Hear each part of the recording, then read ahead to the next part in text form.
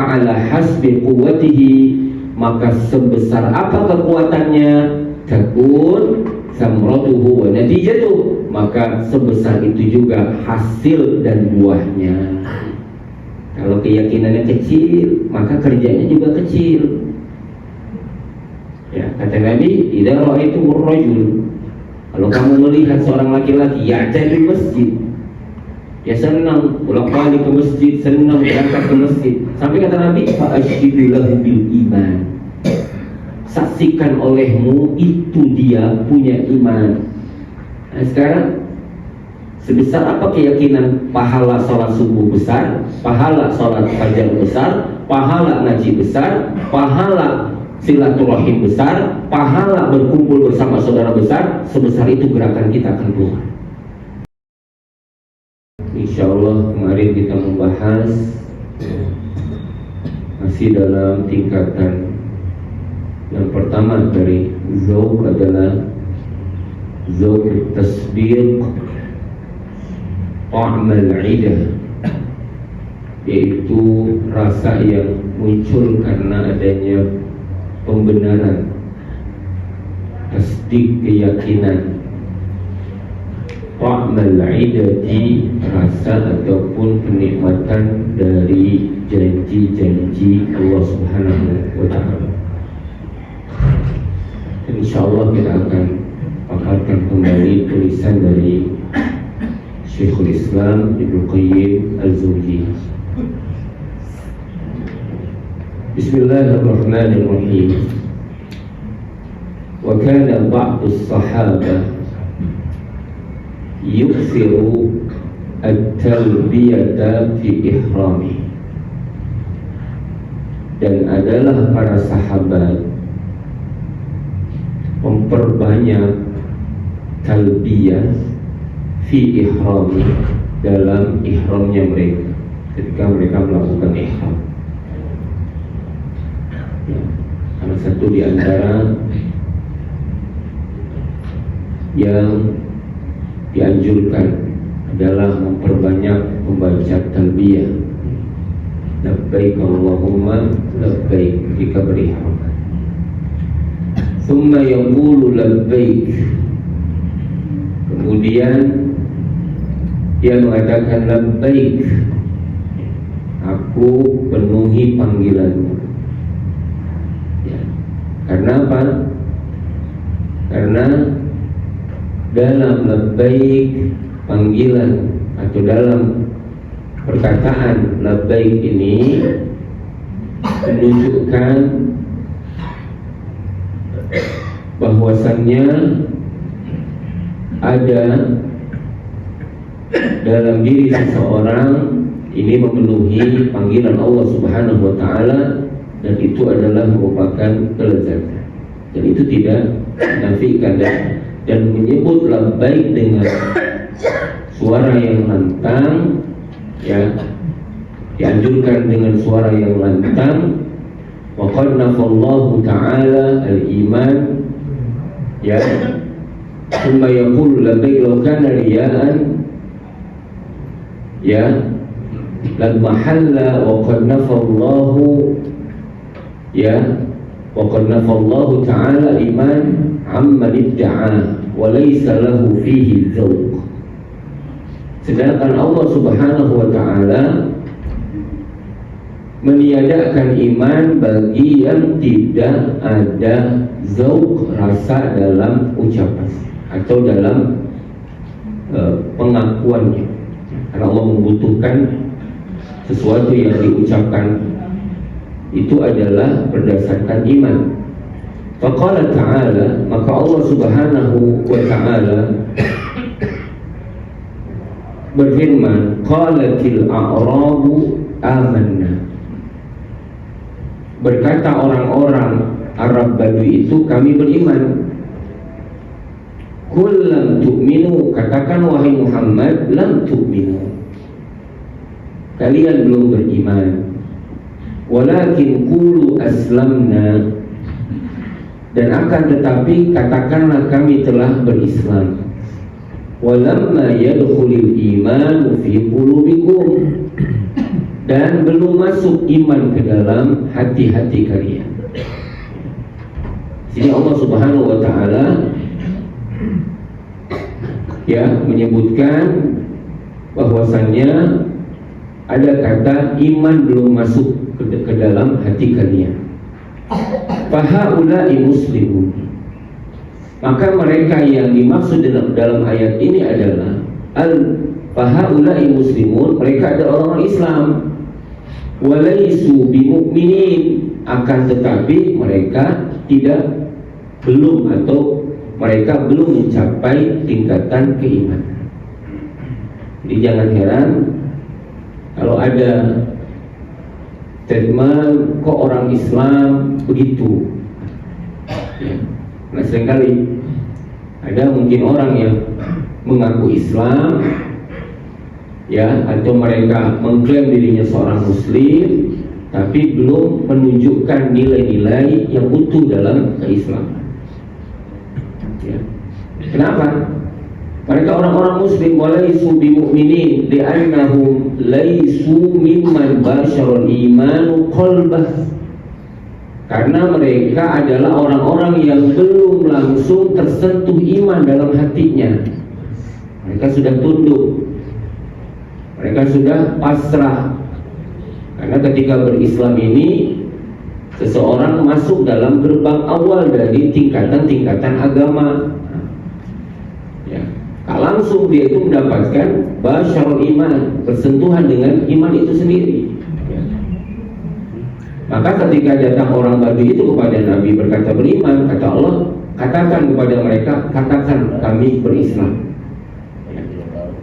Fazaqa halawatahu wa ta'mahu. Karena dengan iman itulah yang membuat seseorang merasakan manisnya dan lezatnya iman. Jadi bisa saja orang melakukan salat, tapi dia belum mencapai manisnya ibadah yang dia lakukan karena belum bersentuhan dengan lezatnya, nikmatnya rasa iman itu. Sehingga ada orang yang melakukan karena masih dalam keterpaksaan. Salatkah dia? Salat. Apakah salatnya bisa dinikmati? Belum tentu. Berhajikah dia? Berhaji. Apakah hajinya membuat dia nikmat? Belum tentu. Ini tergantung pada bagaimana iman ini membuat seseorang merasakan lezatnya ketaatan atau lezatnya ibadah. Wa hadza halu aktsaril muntasibina ila Islam. Dan ini adalah keadaan mayoritas orang-orang yang bersandar atau dinisbatkan ke dalam Islam. Siapa saja mereka, Muslim abangan lah, kalau bahasa kita Muslim yang Muslim tapi pikiran sekuler.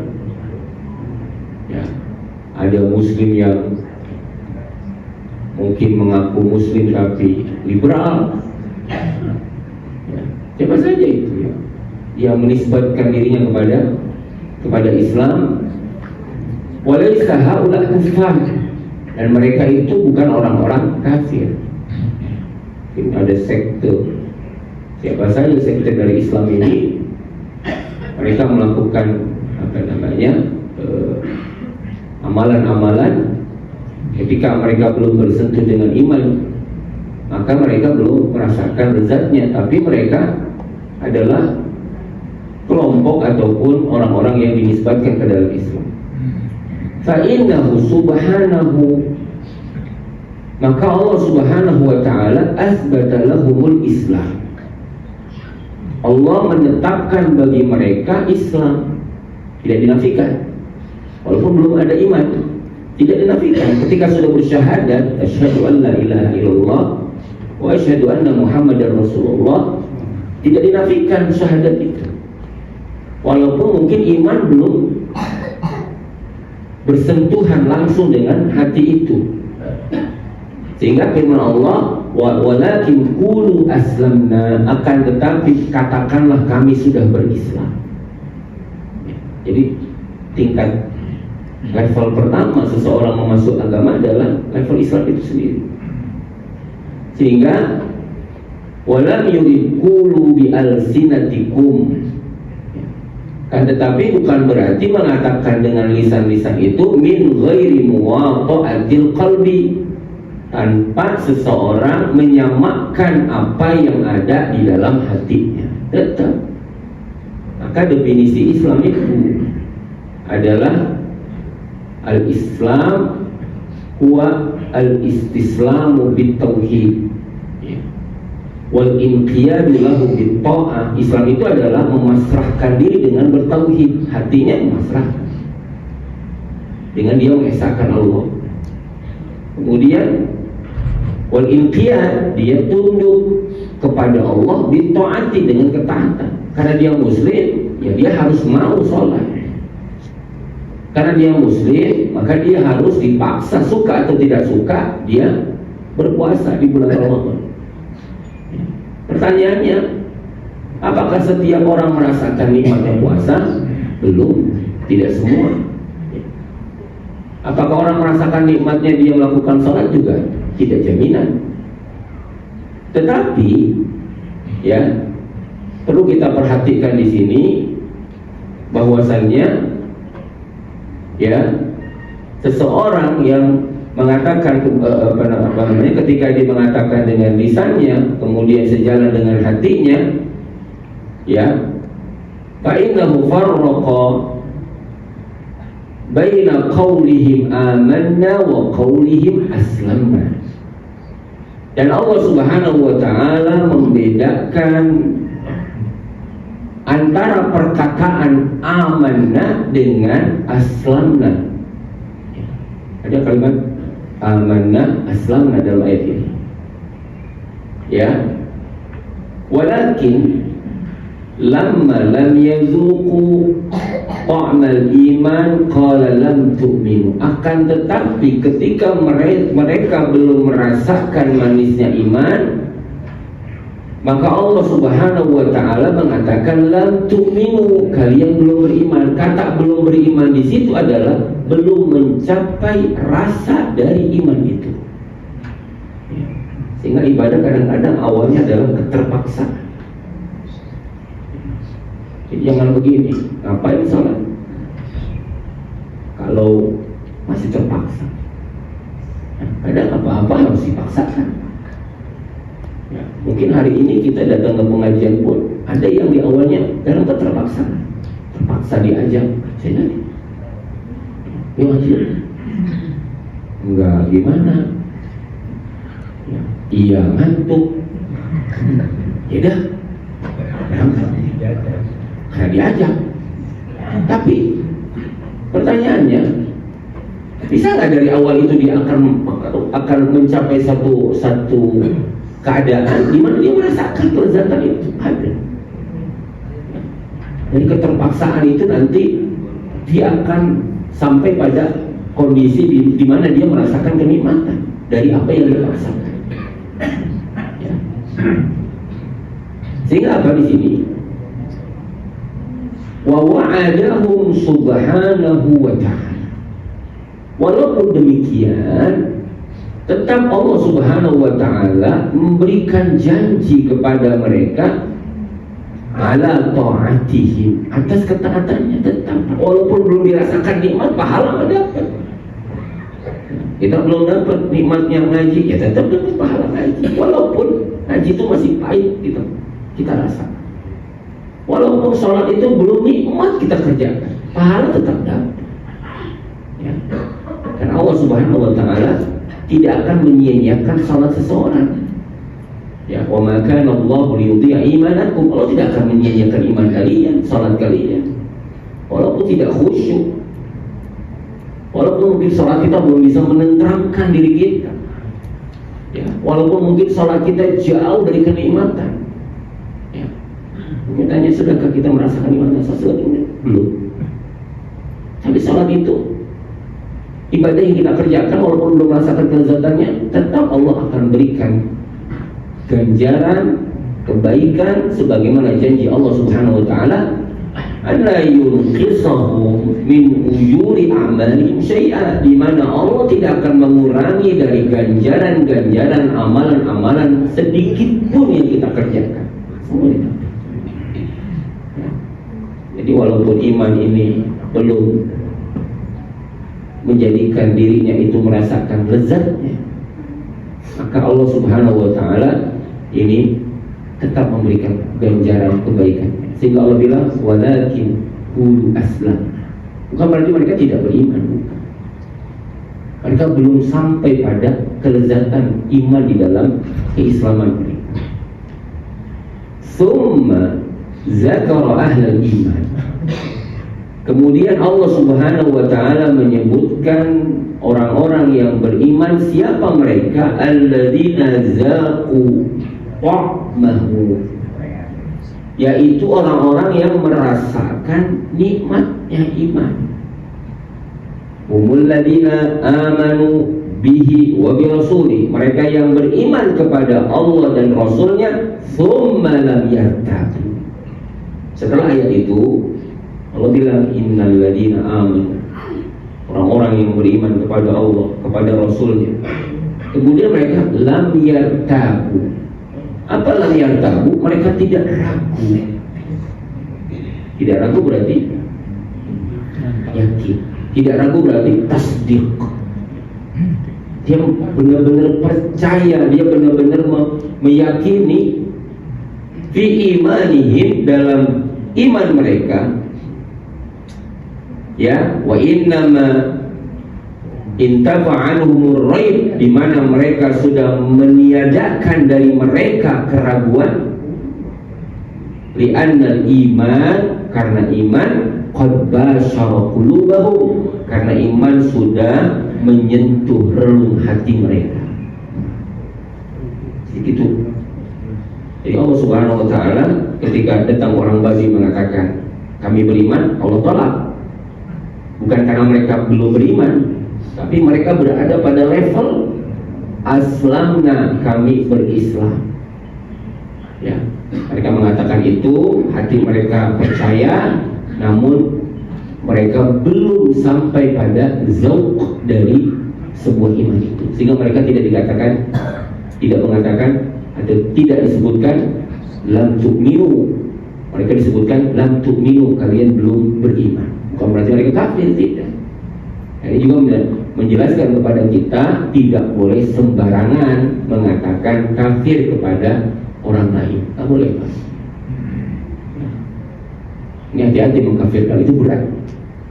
Ya, tapi sekarang masalah misalnya ya sikap para ulama Ahlus Sunnah, Sunni itu tidak serampangan ya mengatakan secara ini bagaimana hukum tentang Syiah. Ya, kalau bicara Syiah nanti ada rinciannya, tidak sembarangan juga mentakfir, memberikan hukum kafir, tidak. Ya, karena ini ada sesuatu yang harus dipahami bahwasanya tidak mudah mengkafirkan seseorang dari Islam itu sendiri. Nah, kita di sini ya, maka disebutkan di sini li'anna al-iman qad basyara qulubahum wa khalaqatha bisyashatuhu, dan sudah tercampur di dalamnya iman itu. Ya, sehingga iman ini ketika dia masuk dalam relung hati, kemudian ditempat dengan baik, dirawat dengan baik, dipupuk dengan baik, dijaga dengan baik, maka iman itu nanti akan tumbuh kekal, subur. Falam yabqa lirraibi fihi mawdi'un, maka tidak ada tempat lagi untuk keraguan di dalam hati, karena sudah penuh isi iman itu dengan keyakinan. Beri contoh misalnya, kalau gelasnya penuh dengan air, bisa nggak masuk air lagi? Kenapa? Karena sudah penuh. Sama dengan iman yang memenuhi hati. Iman yang sudah memenuhi hati tidak akan mungkin masuk kemusyrikan, keraguan-raguan, kemunafikan, karena iman ini sudah mengisi relung hati. Ya, pada saat hati ini kosong itulah masuk di dalamnya keraguan-raguan. Maka ketika hati seseorang ini tidak diisi dengan iman yang baik, dengan iman yang penuh, maka disitulah terjadi keraguan-keraguan. Wa saddaqa dzalika dzauq, dan membenarkan itu adalah wa saddaqa dzalika dzauq, dan membenarkan rasa tersebut, bazluhum ahabba syai'in ilaihim fi ridha rabbihim ta'ala, di mana pengorbanan mereka lebih mereka cintai, ya, tidak ada yang lebih mereka cintai daripada ridho Tuhannya mereka terhadap mereka, sehingga mereka merasakan zaqa ta'mal iman, mereka merasakan manisnya iman. Apa itu? Wa huwa amwaluhum wa anfusuhum, mereka korbankan harta-harta mereka, jiwa-jiwa mereka, ya. Husulu hadzal badli min ghairi dzauqi ta'mil iman, berbeda dengan wa minal mumtani, dan orang yang terhalang atau tidak mendapatkan ini tentu tidak akan mendapatkan pengorbanan, atau mereka melakukan pengorbanan tanpa mereka merasakan manisnya iman. Sulit, Pak. Ketika kita bicara tentang bagaimana sahabat Nabi, bagaimana mereka rela berhijrah bersama Nabi, bagaimana mereka mau meninggalkan kampung halamannya bersama Nabi, zauq yang berbicara. Apa itu mudah? Meninggalkan segala fasilitas yang sudah dimiliki dalam genggaman tangan untuk dilepaskan begitu saja ketika berhijrah? Tidak.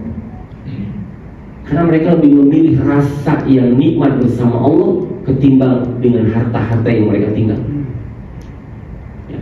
Kira-kira masuk nggak sih dalam pikiran kita menginfakkan, membelanjakan di jalan Allah seluruh hartanya, kalau bukan zauq? Ya. Tidak akan sampai pikiran kita ke situ. Ketika Abu Bakar Siddiq radhiyallahu anhu ditanya oleh Nabi, wahai Abu Bakar, apa yang engkau sisakan? Perhatikan kalimatnya, apa yang engkau sisakan untuk keluargamu? Ya. Kalau kita untuk Islam sisanya, ya. Kalau Abu Bakar untuk keluarganya sisanya. Itu bukan level kita. Kalau kita kan sisanya, ya. Sisa ke mall, ya, bukan mall. Ya. Karena kalau orang kampung saya itu, orang Citarik bilangnya mall, nggak mall gitu. Kalau mall kan mall gitu. Ini nggak ada e-nya, ya, ke mall, ya. Udah ada sisa, baru itu yang kita berikan. Bukan yang tersisa untuk keluarga, bukan. Abu Bakar rumusnya, yang disisakan untuk keluarganya apa? Berarti sisa dari semua untuk Allah dan Rasulnya habis diberikan. Sehingga Nabi bertanya, apa yang kau sisakan? Terus semuanya dikasihkan, ya. Karena ketika Umar kepo-keponya mengkepo Abu Bakar tentang sedekahnya, Umar kaget, ya, karena Umar sudah ngasih semua separuh dari kekayaannya itu sudah diberikan untuk Baitul Mal.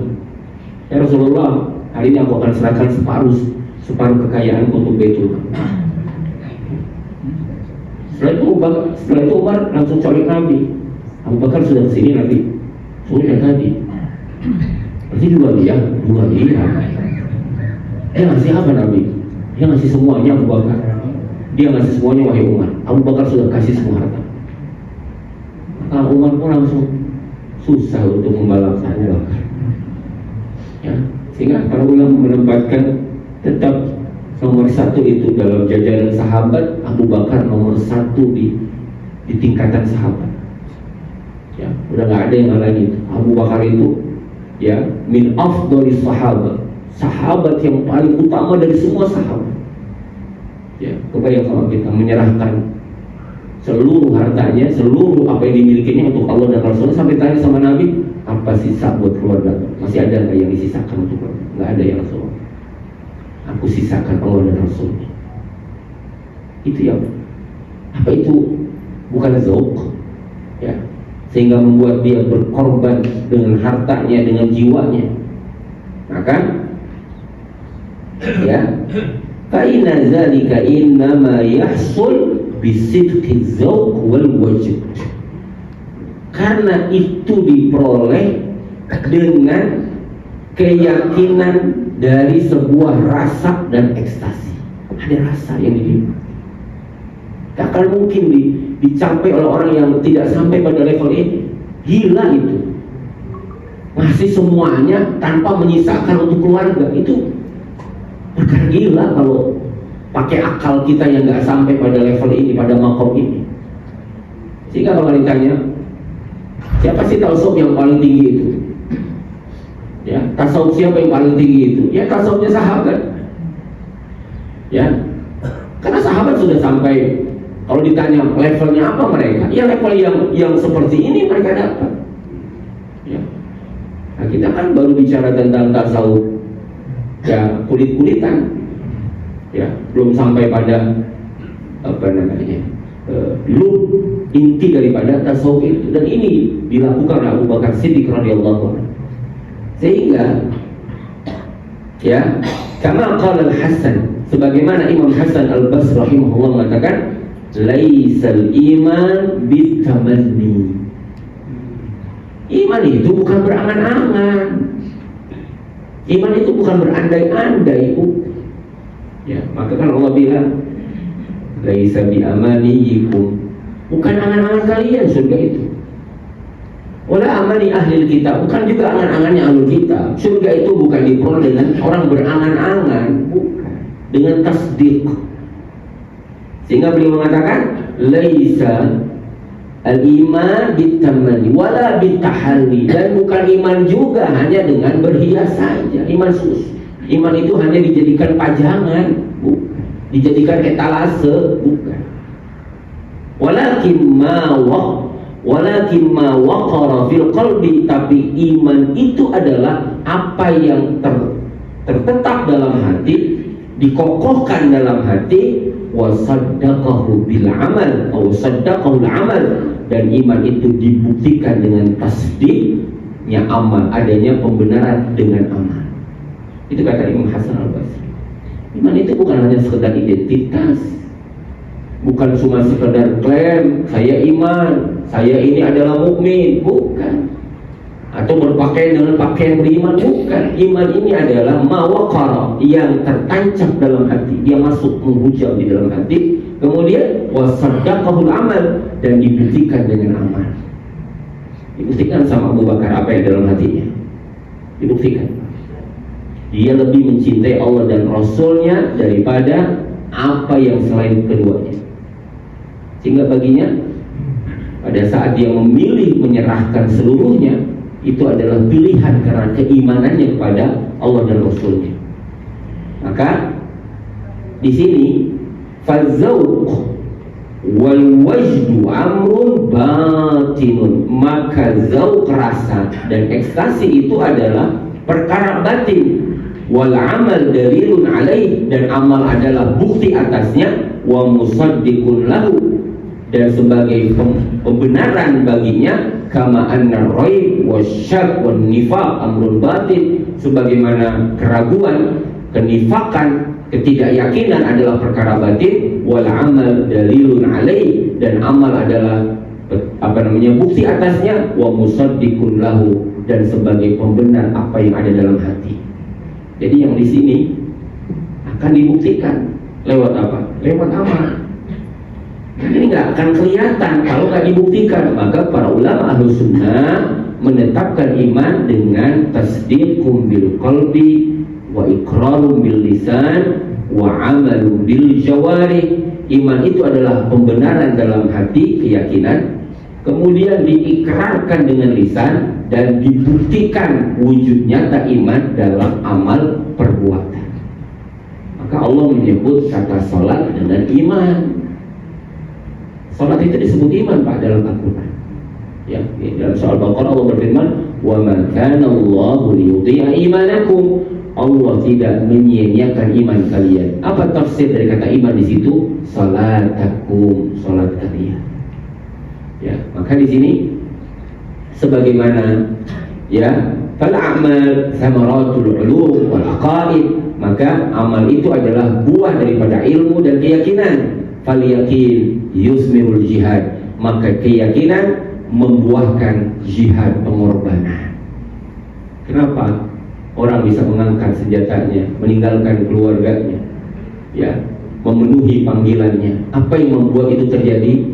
Kamalul iman, itu adalah buah daripada iman dan keyakinan.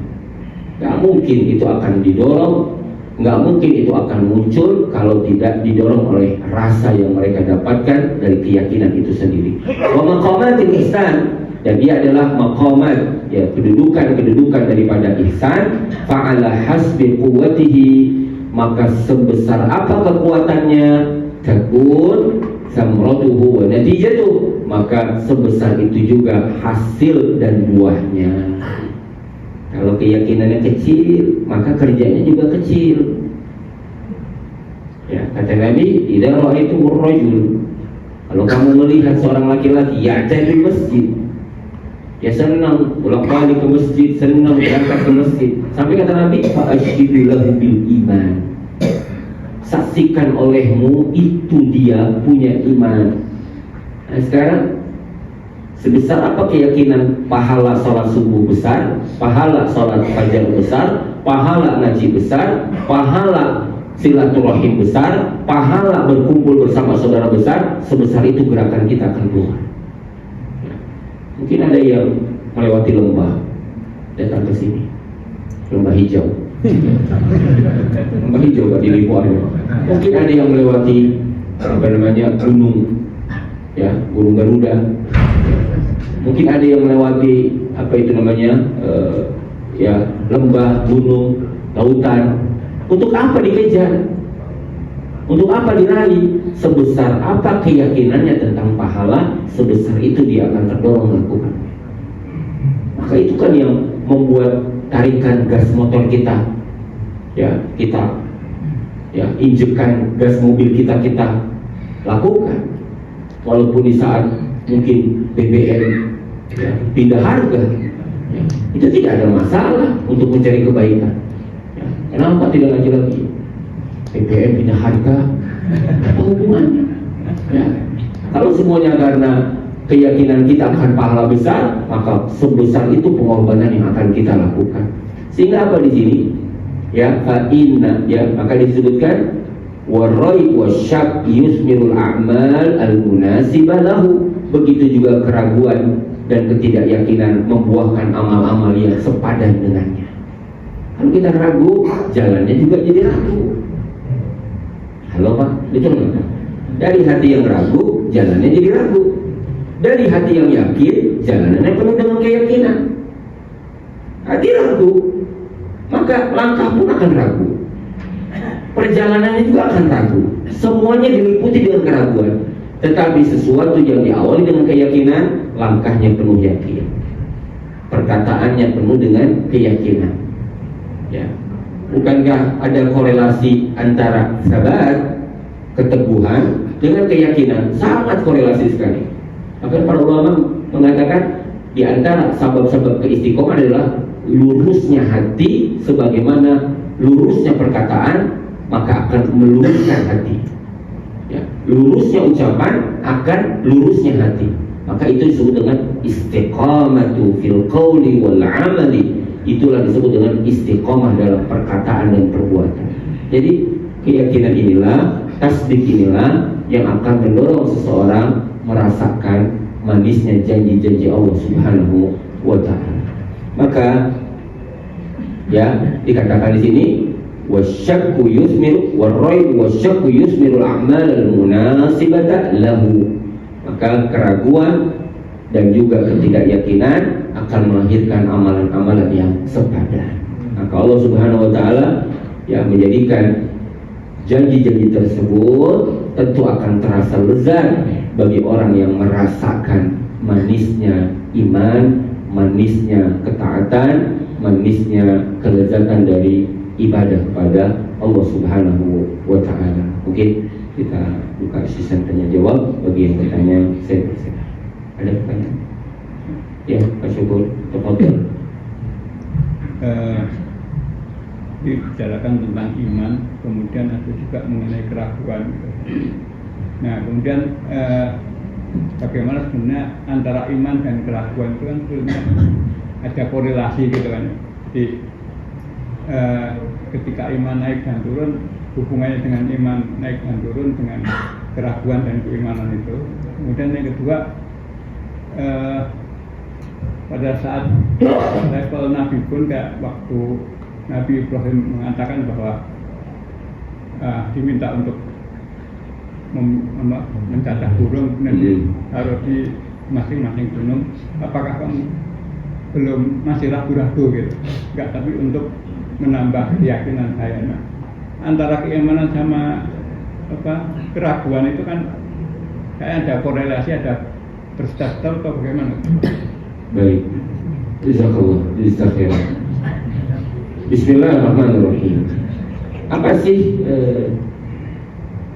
korelasi atau hubungan antara keraguan itu dan keimanan?